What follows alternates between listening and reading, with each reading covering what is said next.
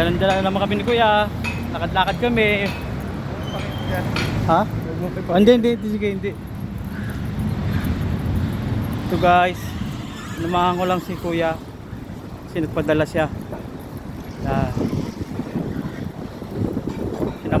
Sinamahan ko si Kuya para alam ko rin yung ano, saan banda magpapadala. Ayun, alam ko na. Kaya okay. Yung sa city na lang di ko pa alam.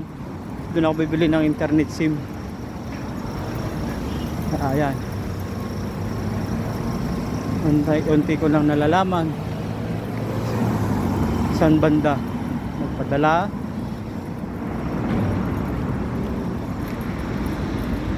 Yan. Ano? Tonjobel.